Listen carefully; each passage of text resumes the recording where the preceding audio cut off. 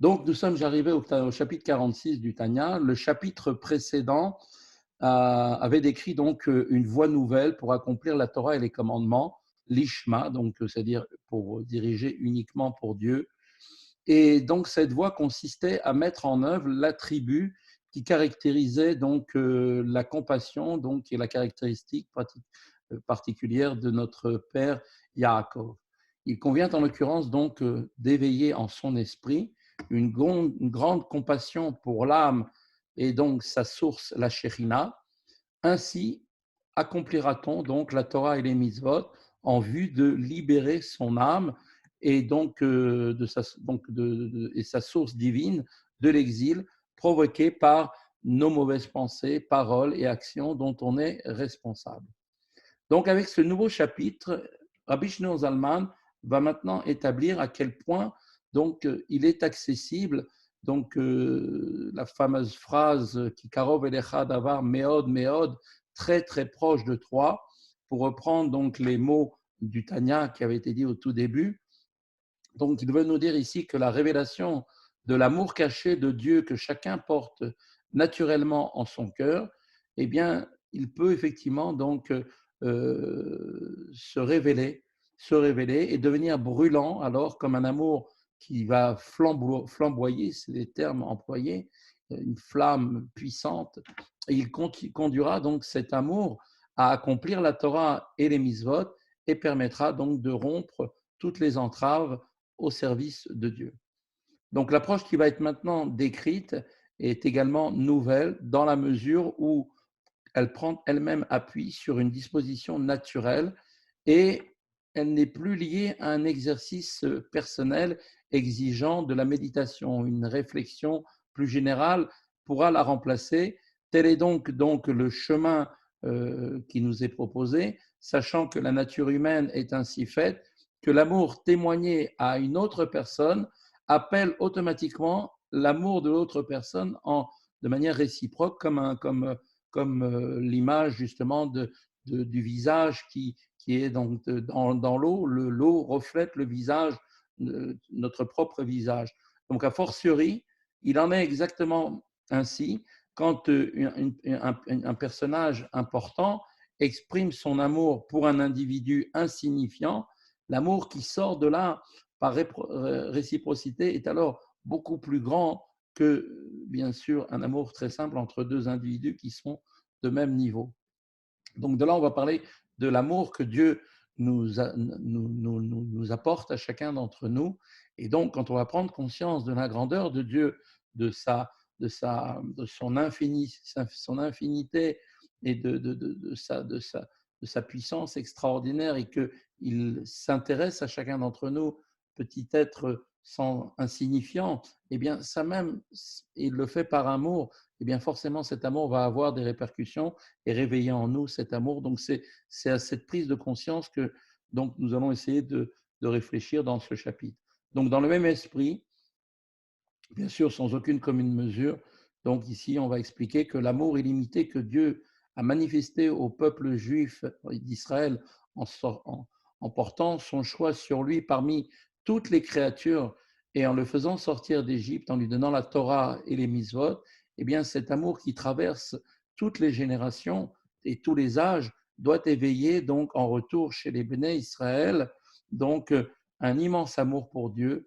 Et de même que Dieu a fait abstraction de tous les obstacles de la création par amour pour l'homme, comme expliqué dans le chapitre, comme on expliquera plus tard dans le chapitre 49, eh bien, on doit nous aussi faire abstraction de tous les obstacles qui vont gêner notre service du Créateur. Veyesh derer yachar livne ish, il y a en outre un autre chemin droit ouvert à l'homme, Shavé lechol nefesh, qui est identique à chacun. Bekarov adavar meod meod, et la chose, donc ce service-là, est très très proche et donc accessible à chacun. Leorer la ir or ahava atakua ou mesuteret belibo, pour donc ce cheminement, donc il est identique, donc ce chemin-là, pour éveiller et allumer la lumière de l'amour qui est implantée et dissimulée en son cœur. Donc cet amour, vient nous dire l'Admour Azaken, existe dans le cœur de chaque juif à l'état latent. Il est donc très très facile, très aisé de le révéler dès lors. L'iyot, pour que cet amour-là, l'iyot meira betokef ora, de façon à ce qu'il vienne éclairer avec sa lumière intense, ke'esh bohara, comme un feu ardent, be'id galut libo mocho, dans l'état de révélation de son cœur et de son esprit. Donc, c'est-à-dire qu'ils sortent de l'état donc caché au fond de chacun d'entre nous et qu'ils deviennent révélés, et non seulement révélés, mais en plus qu'ils soient donc avec une lumière intense, un feu ardent, dans un état donc totalement révélé dans notre cœur, c'est-à-dire dans nos sentiments, et dans notre esprit, c'est-à-dire dans notre intellect. L'imsor nafsho lachem, au point, s'il était nécessaire, de faire don de son âme pour Dieu, vegufo, ainsi que de son corps, pardon, veumeodo, et de ce qu'il possède, comme on le dit régulièrement dans le schéma, ve'afta et Hashem Elokecha, tu aimeras l'Éternel ton Dieu, bechol levavra, de tout ton cœur. Donc cela fait référence à nos pulsions, donc le côté des bonnes, des côtés positifs et des côtés négatifs. Bechol levavra, c'est de ton cœur, avec deux bêtes pour monter, qu'on parle bien des deux côtés qui sont en nous, la pulsion vers le bien, la pulsion vers le contraire. Ensuite, Bechol nafshecha, de toute ton âme, ce qui correspond donc là à toute notre réflexion, toutes les forces qui sont donc cachées au fond de nous. Et donc, Bechol meodecha, c'est-à-dire avec tout ce que l'on possède.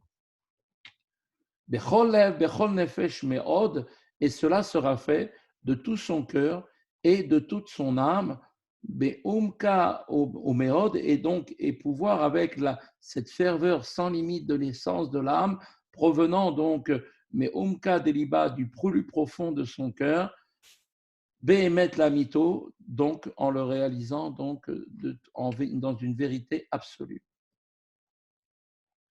Au Befrat, et en particulier, Beshat Kriyat Shema ou Birchotea, au moment, et cet éveil est particulièrement propice au moment de la lecture du schéma et de la récitation de ces bénédictions, comme nous l'expliquerons beaucoup plus loin, entre donc la différence qu'il y a entre le schéma avec ses bénédictions et la révélation qu'il y a de cet amour. Veu Ka'asher Yasim al-Libo, Ma Sheomer Akatu, et donc c'est donc ce chemin, le chemin qu'il nous est donné pour révéler un tel amour, c'est que quand la personne va prendre donc en son cœur ce que dit le verset, il va prendre à cœur ce que dit le verset, comme il est marqué dans les Proverbes, chez Mayim Apanim les Panim, comme dans l'eau le visage répond au visage, car lève à Adam le Adam, ainsi le cœur de l'homme à l'homme. Quelle explication? Pirouche, cela signifie que, cela signifie que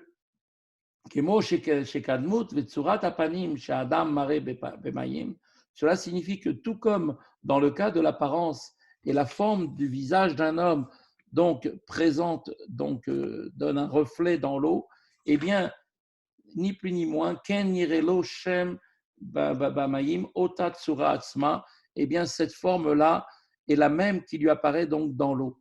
Ça veut dire que l'eau reflète le visage à l'image d'un miroir qui se présente à elle, non pas simplement dans sa forme superficielle, mais aussi dans tous les détails, dans des traits qui expriment les émotions profondes de l'âme, comme la joie ou l'amertume. Kachamamash leva Adam aneeman, et c'est exactement pareil dans le cas du cœur de l'homme qui est sincère, be'avato leish acher, dans son amour envers un autre homme.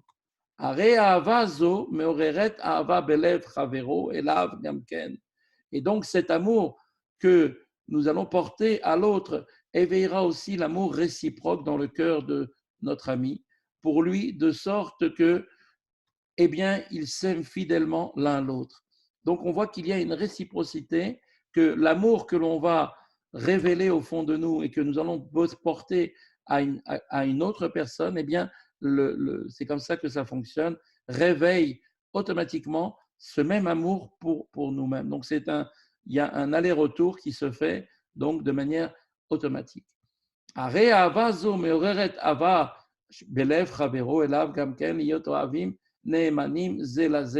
Et donc, cet amour qu'il porte à une autre personne va éveiller aussi l'amour réciproque dans le cœur de son ami pour lui, de sorte qu'ils s'aiment vraiment tous les deux fidèlement l'un l'autre. Donc, seul par cela seul que le cœur va nourrir un sentiment d'amour envers son prochain se trouve appelé comment? Eh bien, comme un reflet, un sentiment d'amour réciproque. Donc, Bifrat, que Sheroé, Ava, Chavero, Elav, en particulier quand il voit l'amour que son ami a pour lui, c'est-à-dire que lorsque l'amour porté à l'autre ne demeure pas caché donc dans le cœur, mais qui lui est manifesté ouvertement, il se trouve forcément qu'il y a un écho. Cet écho, c'est ce qu'on appelle en fait comme un reflet qui est on parle ici de l'eau, mais le reflet donc dans un miroir. Il s'agit là d'une nature commune au caractère de tout homme, même si les deux individus sont totalement de statut identique, des personnes qui sont pareilles. Ça, c'est quelque chose qui se fait automatiquement. Dès que l'on révèle un amour pour une personne, eh bien, automatiquement, cela va avoir comme un reflet dans un miroir, va révéler chez l'autre l'amour aussi pour nous.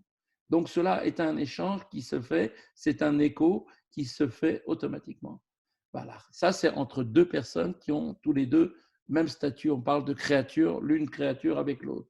Valachat, kama vekama. Et combien plus en est-il s'il s'agit donc, Gadol Verav, s'il s'agit d'un grand roi et puissant, donc, Mare Avato Agdola Vatsuma Leish Ediot, qui ce grand roi va montrer son amour, un amour grand et intense envers un homme vulgaire et quelqu'un qui peut même être méprisé par tout le monde, qui est bas parmi les hommes, une créature, comme on dit, qui n'est complètement disgracieuse, qui est vautrée dans un tas d'immondices parce que cette personne est complètement engluée dans les péchés et dans les erreurs. Et qu'est-ce que fait le roi? Il y aurait des laves, mimakom kevodo. Eh bien, le roi descend à lui du lieu de sa gloire. Et à ce moment-là, une kol sarav yardav, avec l'ensemble de toute sa cour, tous les princes suivent le roi. Et le roi le sort de son état d'immondice, des ordures dans lequel il était. Donc, vous voyez, c'est une allégorie ici, une image pour donner un exemple, comme un roi qui descend, qui malgré qu'il est le roi et qu'il a l'honneur le plus grand qu'il puisse imaginer, eh bien lui-même sort de son palais, il sort avec tous ses princes et il va prendre cet homme-là, il le relève, et le sort de son tas d'ordures et Marniso Lechalo, et il le fait rentrer dans son palais, Echal Ameler, qui est le palais du roi, et à l'intérieur même du palais, dans ses appartements privés, il l'emmène donc directement Cheder Lifnim Meuchad, il l'emmène dans la chambre la plus intérieure, là, Makom She'en Kol Eved Vesar Nechnas Lesham, et il emmène cet homme-là dans la chambre la plus intérieure, là où aucun serviteur ni même prince ne peut entrer. Et le roi, et là, il s'isole là avec lui, dans une unité et une proximité authentique, avec Chibuk Venishuk, avec des étreintes et des embrassades, et comme on dit, et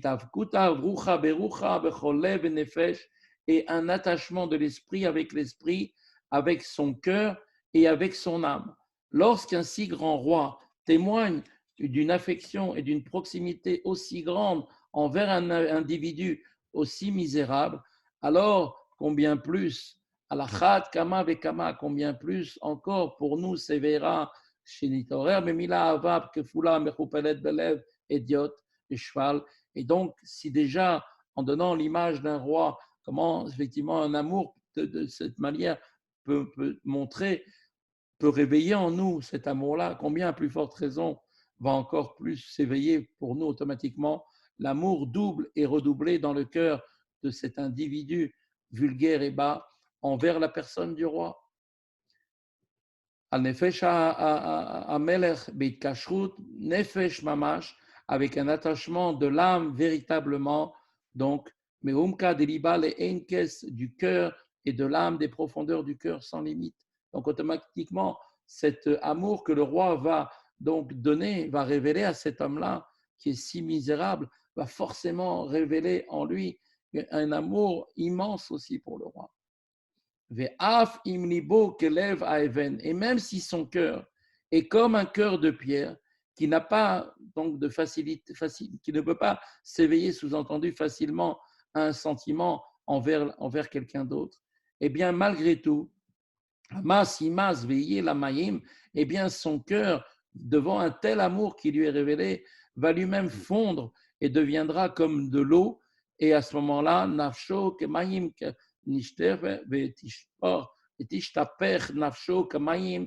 Et à ce moment-là, son âme se déversera comme de l'eau, qui deviendra donc cette âme nefesh, qui deviendra chalut nefesh mamash, comme une âme qui va languir, qui sera languissante d'amour pour le roi. L'Admor Hazaken, donc, a présenté cette image-là, et il va démontrer comment cette image correspond dans tous les détails, mais bien sûr sans aucune commune mesure, à la relation que Dieu a, Dieu, le roi du monde, a avec Israël. Alors, en Égypte, dans un état de grande déchéance spirituelle, qui était, si on peut dire, donc un endroit d'immondice du monde. Toute la pureté du monde se trouvait en Égypte, toute la forme d'idolâtrie la plus corrompue se trouvait là-bas dans cet endroit. Eh bien, on voit de là que Israël a pourtant reçu là-bas le témoignage d'amour de Dieu sans limite, qui lui-même, Dieu, est descendu là-bas dans cet endroit d'impureté.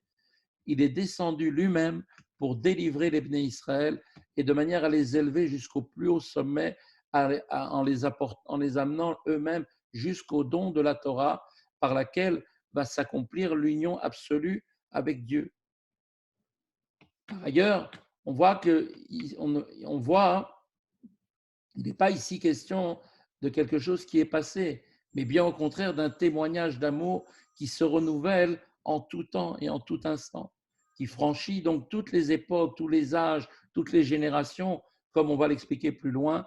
Et c'est vraiment cette notion-là que l'on doit retenir, que cet amour que Dieu, qui nous a témoigné en descendant lui-même dans cet endroit d'impureté, de souillure la plus extrême du monde, dans lequel nous étions en Égypte, pour nous témoigner son amour afin de nous donner la Torah et les mitzvot, eh bien, ce n'est pas quelque chose qui s'est passé une fois il y a 3300 ans, mais c'est quelque chose qui se passe à chaque instant et dans chaque génération, et quelle que soit la personne, quel qu'il soit, reçoit cette même amour que Dieu lui est en train de lui donner.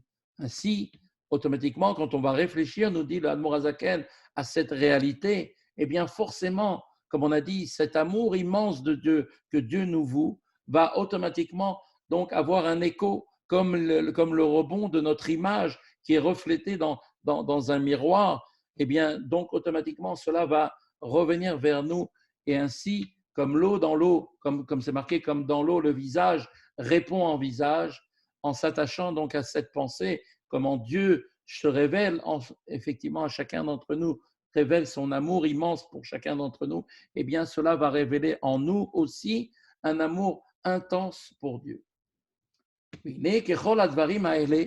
Or, c'est d'une manière semblable à tous ces détails-là, comme on a donné de l'histoire du roi, eh bien, avec toute cette vision, donc, comme c'est marqué dans Shmuel, de l'amour exprimé par le roi, mais si on peut dire d'une certaine manière, d'une mesure beaucoup plus grande, qui est double, multiple, sans aucune limite, qu'Akadosh Baruch Hu, l'Éternel, notre Dieu, a agi envers nous. Dieu a fait exactement la même chose. L'amour témoigné par Dieu à Israël est encore infiniment plus grand que l'amour qui a été figuré donc dans la parabole, dans cette image du roi de chair et de sang dont on a parlé. car sa grandeur à Dieu est insondable, comme c'est marqué dans les Teilim. L'image qui montrait un roi grand et puissant, eh bien de même ici, le roi est grand, mais sa grandeur est sans aucune commune mesure avec la grandeur d'un roi de chair et de sang, qui lui, Dieu, est insondable.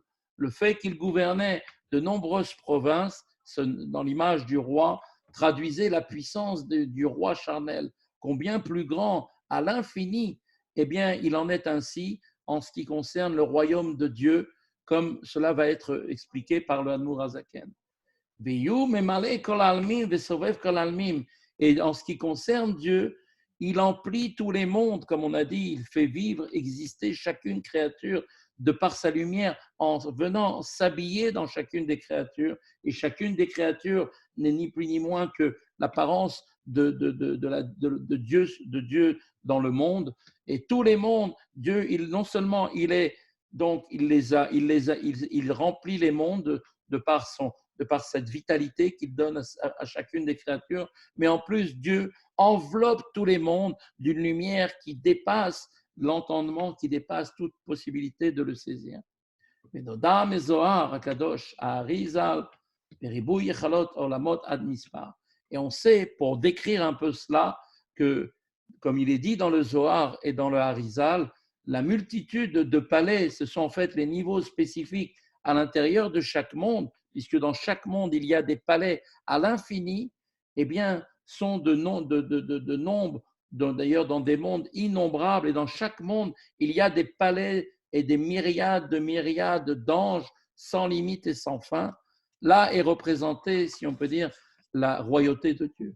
Que Moshe Gatou Begmara, comme il est dit dans le Talmud, là-bas dans Chagiga, Ktiv, il est écrit Ayesh Mispar Ligdudav, est-ce qu'il y a un nombre à ces régiments d'anges? Et il est écrit par ailleurs Elef Alafim Nishamshunia, il y a 1000 milliers qui le servent, et Ribu Ravevan Kadmohi, et 10 000 myriades se tiennent devant lui.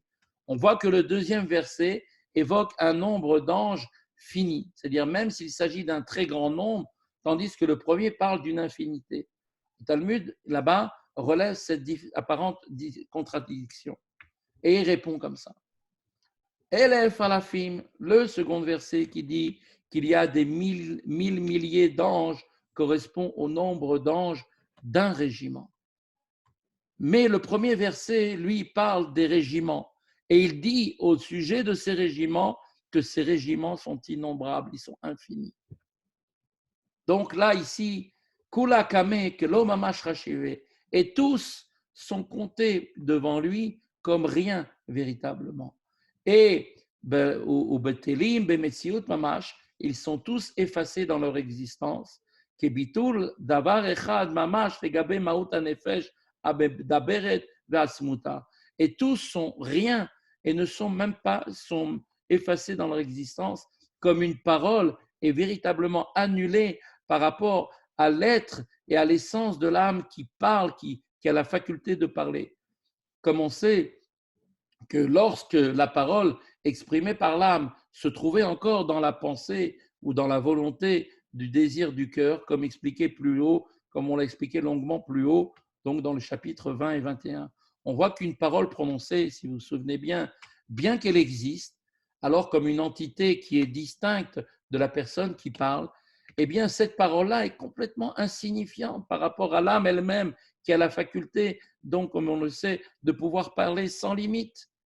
Il en est ainsi, si on peut dire, à plus forte raison lorsque cette parole se trouve encore à l'état potentiel dans la pensée de la personne, ou bien encore plus lorsqu'elle demeure cachée dans un désir du cœur qui n'est pas encore traduit en pensée. C'est-à-dire que la parole, on le sait très bien, procède d'abord, on pense à quelque chose et vient du désir du cœur. Et donc un homme exprime ce qu'il a pensé et ce qu'il a désiré exprimer. Donc on voit que la parole n'est réellement pas grand-chose. Elle est rien. Et le mot est alors totalement effacé sans aucune existence propre. Donc, puisque cette parole n'est que le résultat d'une pensée et d'un désir profond du cœur. Eh bien, cette image-là que l'on donne de l'homme en disant qu'une parole n'est considérée comme rien par rapport a toute la capacité de pouvoir donc parler, eh bien, la parole divine de Dieu, qui elle-même est une parole qui est créatrice, puisque quand Dieu y parle, il crée. Dieu a parlé et les choses sont venues à l'existence, qui crée et qui anime les anges, ainsi que tous les mondes et tous les êtres créés. Eh bien, cette parole-là, comparée différemment de nous, elle demeure toujours absorbée et donc effacée dans sa source, car Dieu et sa parole n'est pas coupé de lui. Et tout est en lui et tout sort de lui. Et donc, l'idée de séparation qui est en rapport avec l'expression de la parole lui-même ne concerne absolument pas la parole de Dieu. La parole de Dieu n'est jamais séparée de Dieu. Les Kulam Shoalim, et comme il est dit, tous les anges, pour décrire le royaume de Dieu, disent que tous les anges posent la question suivante: Aye Mekom Kevodo, où est le lieu de sa gloire? Et quelle est la réponse? Vonim, eux-mêmes ils répondent, parce que personne ne sait où Dieu se trouve. Ils répondent Male Kola Ares Kevodo. Eh bien, ils répondent, en réalité, là-bas, c'est marqué dans Ishayahu, eh bien, Dieu, ils répondent, toute la terre est pleine de sa gloire. C'est-à-dire que comme eux, ils sont dans les cieux, ils cherchent Dieu, ils ne trouvent pas Dieu, alors il dit forcément Dieu, il doit être en bas sur la terre. Pourquoi? Parce que là-bas se trouve M Israël Amo, c'est Israël son peuple. C'est-à-dire, autrement dit, comment Dieu emplit sa gloire, il le fait par le fait d'Israël son peuple. Donc tous les anges d'en haut, qui sont l'ensemble de toutes les créatures, on peut imaginer, qui sont infinis, comme on a dit, c'est des milliers à l'infini, eh bien, tous sont dans un niveau pour décrire en fait où est la gloire de Dieu. Car ils disent eux-mêmes qu'il n'y a qu'Akadosh Baruch Hu et Elionim et Tartonim, car Dieu a laissé de côté les créatures du monde et inférieur, Velo Bachar Bekulam, et il n'a choisi aucun d'entre eux, qui im Israël Amo, mais seulement Israël son peuple. Veotsia Mim Israël, il les a sortis de l'Égypte. Ervat Haaretz, comme on a dit, la terre de l'impureté la plus totale, lieu, Makom Azoama Vatuma, lieu de la souillure et de l'impureté. Et tel le roi, comme on avait donné l'exemple tout à l'heure, qui venait lui-même relever, lui-même le malheureux qui était complètement en train de se vautrer dans les ordures, Dieu lui-même est venu et a libéré les Bnei Israël de l'effroyable servitude de l'Égypte. ולא על ידי מלאך ולא על ידי מלאך, ni Saraf. Et Dieu est venu lui-même. Non, il n'est pas venu, il n'a pas utilisé un ange ni un émissaire, mais comme il est dit dans la Haggadah, et là, Kadosh Baruch Hu Birvodo, mais c'est Dieu lui-même qui est descendu dans sa gloire. Il est descendu, Yarad Lesham, comme il est dit, il est descendu là-bas en Égypte, et comme il est marqué, Vaered Latzil, je suis descendu pour le sauver, comme c'est marqué. Donc on voit que dans la parabole qu'on avait donnée, de laquelle on avait tiré où le roi avait tiré son sujet qui était complètement dans le fumier, il est venu le sauver, il est venu lui-même le sortir dans l'endroit où il était embourbé. Le roi l'a emmené ensuite avec lui au palais, et là il lui a témoigné un amour, la plus chaleureuse, si on peut dire, amitié. De même, Dieu, on voit, a fait exactement la même chose. Il nous a sortis de cet endroit d'impureté le plus total et il nous a conduits, nous a fait sortir d'Égypte, il nous a conduits hors d'Égypte. Pourquoi? Pourquoi Dieu a fait tout cela? Afin de nous rapprocher à lui dans une proximité et une union authentique. Nefesh, à Nefesh Mamash, avec un attachement véritable de l'âme. C'est-à-dire que par la Torah, Dieu a dit, dans la Torah, il est marqué, j'ai inscrit et donné mon âme. Comme il est dit là-bas, les initiales du mot de cette phrase forment le mot Anochi. Moi, Dieu, ça forme les Ana, Nafshi, Katafti, Yahavit, comme c'est marqué, ça c'est les initiales du mot Anochi. Je, Anochi, moi, c'est-à-dire Dieu a dit au moment des 10 commandements, il a donc dit lui-même, j'ai inscrit et donné mon âme dans la Torah. Et il a donc littéralement donner la possibilité de l'attachement de l'âme d'Israël avec Dieu qui s'accomplit par quoi? Par le don de la Torah. Et à partir de ce moment-là, il nous est donné en étudiant la Torah, Bechinat Nishikin Pe la paix, nous a donné cet amour-là sous la forme de baiser, de bouche à bouche, comme on sait que la bouche du juif est unie à la bouche, c'est-à-dire à la parole de Dieu, en exprimant la parole de Dieu qui est la halacha. Celui qui étudie et qui prononce les paroles de la Torah unit sa parole à la parole de Dieu. Cette union est décrite comme un baiser. Et de même que le baiser a une dimension extérieure, mais aussi une dimension intérieure beaucoup plus profonde, qui est l'attachement du souffle et de l'esprit, de même, la même chose, l'étude de la Torah représente à la fois un attachement de la parole humaine et à la parole divine. Et c'est un attachement de l'esprit de l'homme avec l'esprit d'en haut.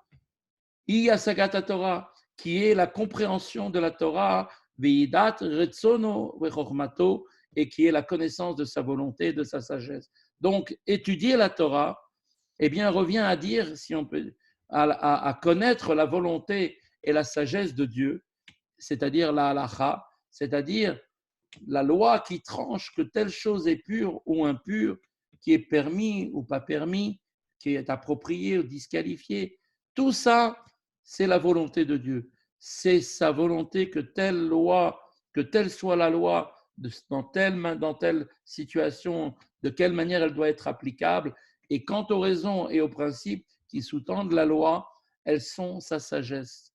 La recherche de comprendre les détails, ça c'est la sagesse.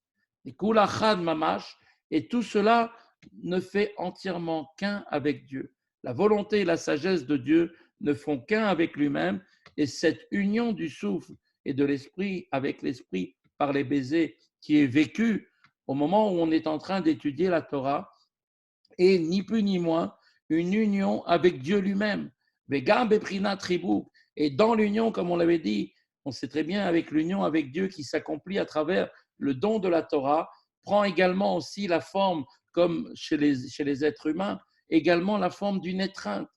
Beprina Tribouk, à l'image d'une étreinte matérielle. Eh bien, c'est pareil, Dieu nous a enlacés comme par amour, comme nous, quand nous aimons une personne, alors nous allons l'enlacer de la même manière.